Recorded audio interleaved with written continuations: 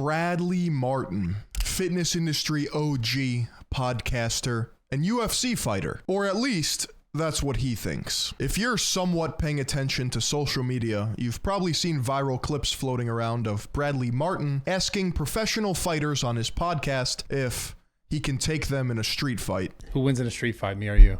I'd like to think I have the skills to be able to kill you. What are we boxing? No, we're just fucking fighting in the street. Damn. I got a couple of tactics, bro. Rob, who wins in a street fight, me or you? You're really. I would beat you you weigh up. like 110 pounds. Dude. Yes, I'm smaller than you. That's. Hey, man, I would beat you up easy. You think you beat me in a street fight? Huh? You think you beat me in a street fight? You in a street fight? Yeah.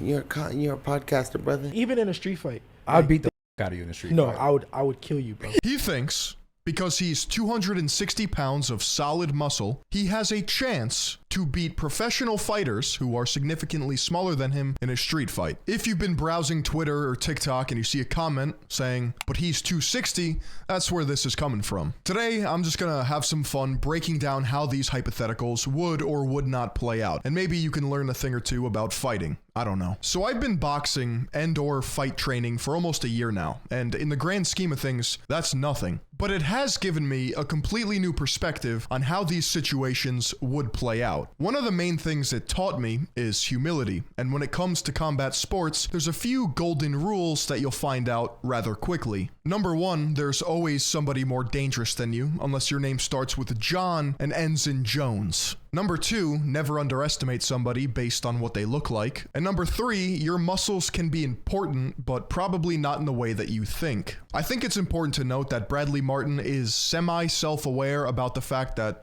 his question has become a meme, and he, in fact, cannot take every fighter that he challenges to a street fight. But at the same time, he gets very defensive and assertive that he, in fact, would win these fights. You think so? Nah, you really think so? No, I'm 260. I said probably f you up. You think a 150 pound dude? I think. Realistically. To me, it seems obvious, or at least the vibe that it's giving, is that Bradley Martyn has gone through life thinking he was always the biggest and strongest in any room that he was in. And when he is challenged by somebody who is smaller, deadlier, and more capable, the equation doesn't compute in his head. And honestly, this is the way it is for a lot of stereotypical meatheads or gym bros who don't really know anything about fighting. So we're just gonna embrace the meme, but first we have to define what a street fight actually is. Combat sports, sports, have rules and regulations in place that kind of guarantee either party is not going to die. In MMA, this includes a neutral ground that people can be slammed on, and a fence that, limits the environment so you just can't run away forever. Street fights, on the other hand, are under the presumption that nothing is off limits. And I assume the ground in this case would be the street. Unless you say we're fighting in an open field or a bar, I'm gonna assume you mean concrete. And this matters because Bradley's entire approach in any of these fights would be to grab his opponent and then slam them on the ground. And it's a lot different between cement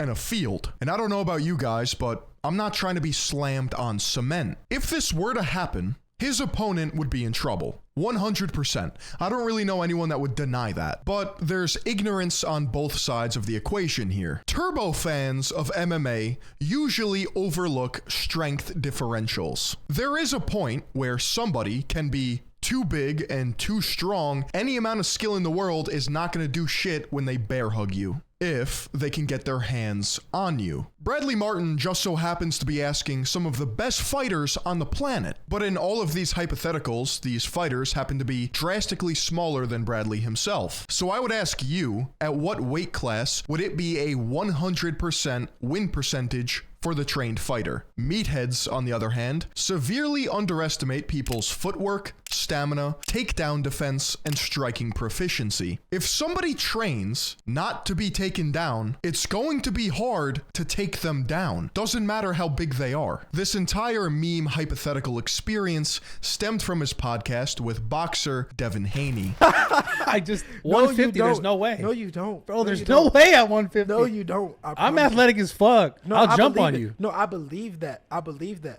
But in that process of you getting to me, God damn it, I'm going to hit you so hard that you're going to be discouraged. Bodyguard, get out of here. That you're going to be discouraged. Nah, I think he'd fuck you up, Brad. No, like At like, 150? bro. At I didn't 150. beat up. I didn't beat At up. 150? Bro. He's gonna fuck you up. Bro, No. I didn't fuck. In Bradley Martyn's head, it plays out as follows. He bull charges them, wraps his arms around them, and then ragdolls them and slams them into the earth. This might work in some instances, because not every fighter is trained for somebody 100 pounds heavier than them, charging at them full blast with the intent to pick them up and throw them. And the true answer to most of these fighting hypotheticals is rather simple. Does Bradley Martyn know how to wrestle?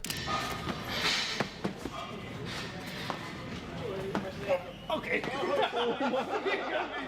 Okay, fair enough. Oh my god.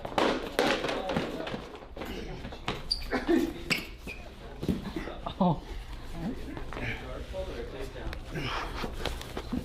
Hang in there, Brian. Oh yes. Oh.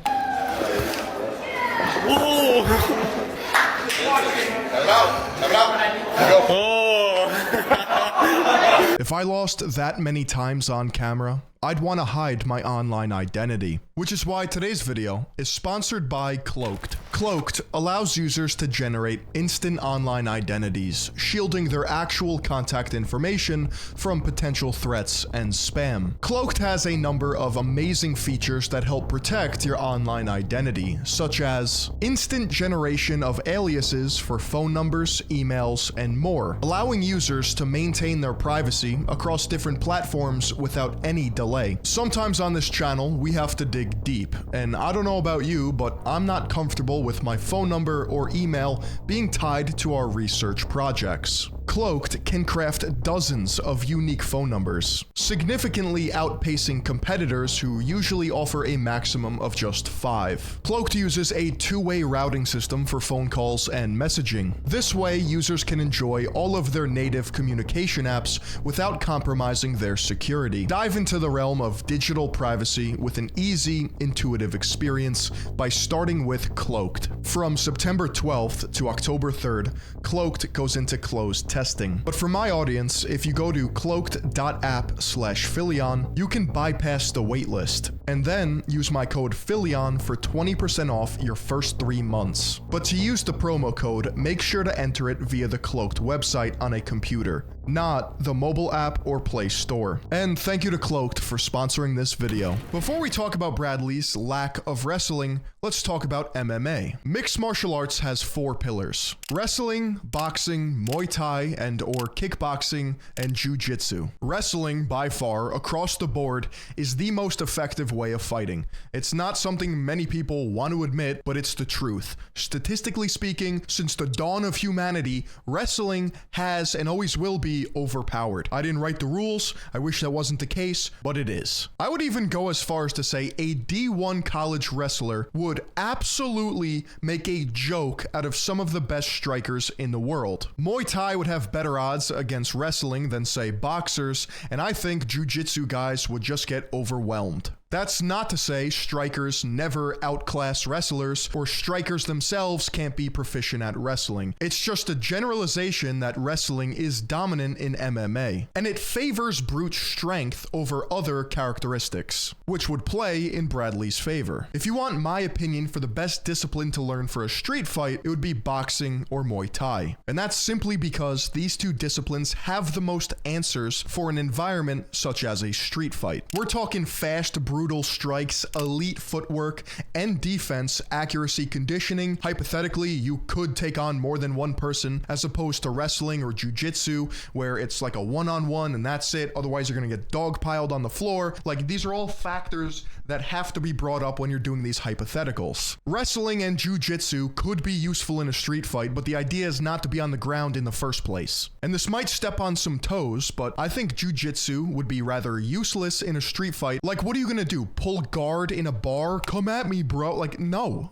If we were to analyze Bradley Martyn's proficiency in these 4 disciplines, where does he lie? Honestly, Bradley is way too big, muscular, and slow to be an effective boxer at his current size and weight. If you've ever boxed before, and I don't just mean tapping mitts, you'll know how exhausting it is. Throwing punches with power over a long period of time is incredibly taxing. Muscles require oxygen, and the more muscles you have, the faster you're going to gas out. That is also simply a fact. Bradley, as far as I know, does not have the footwork, does not have the conditioning, and does not even know the mechanics of throwing proper punches. There's a massive difference between having a meaty overhand and summoning power from the ground up, using your legs, having proper body mechanics, and firing a proper jab, cross, or hook. In any sense, if he tried to square up with a professional fighter, he would be picked apart and laughed at with how telegraphed his strikes are. Same thing with Muay Thai and kickboxing, except it would probably be a more humbling experience considering they're throwing kicks from a mile away faster than you can probably blink. With striking, you're training fast twitch responses with accuracy and speed. That's where power comes from, not necessarily the mass behind the strike. Whenever Bradley is asked about his experience with jiu-jitsu,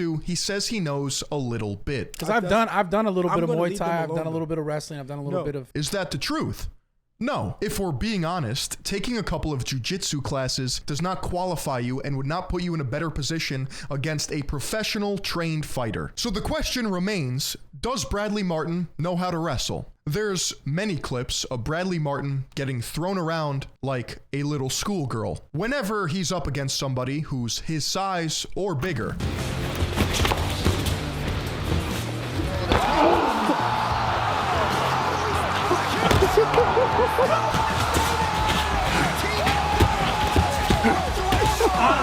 Strength, without a doubt, can be helpful in fights, but gym strength does not translate to fighting one for one. Just because you can deadlift a truck or squat a mountain and bicep curl 135 does not mean you can throw a powerful punch. The only way you're going to throw a powerful punch is if you train to do so. Same thing with kicking. Is there a point where a muscle gorilla can beat a smaller fighter because the strength differential is too much? Yes, of course. But I don't think Bradley Martyn is that guy in 95% of the instances that he brings up. Like I said, Bradley Martyn is 6'3", 260, and according to him and his peers, he is a genetic freak of nature when it comes to athleticism. Bradley is enormous, and Bradley is so fucking strong. He's an athlete too. He's an athlete. Yeah. Yes. No, he's a fucking specimen. His hands. He can run fast, jump high, and supposedly has a ton of power. He may be athletic for a bodybuilder, but bodybuilders are not athletic. And he is certainly not athletic when it comes to fighting, or at least yet. My assessment is he's too big, too clunky, too slow, and not proficient enough in wrestling to have any chance with any UFC fighter that he has asked a question to. He would probably crumble on the floor if he was hit with a proper leg kick, and he probably wouldn't be able to grab any of the fighters that are trained to not get grabbed. And if they do get grabbed, there's always the possibility that they choke him out if they weren't immediately knocked out from a slam. Bradley Martyn, in my opinion, at this point in time, would be a one-trick pony when it comes to fighting. He would be relying on simply brute strength to beat trained killers. Sean O'Malley would snipe his chin or break his leg. Sean Strickland would finger paint with his blood. Bradley Martyn, if you're here right now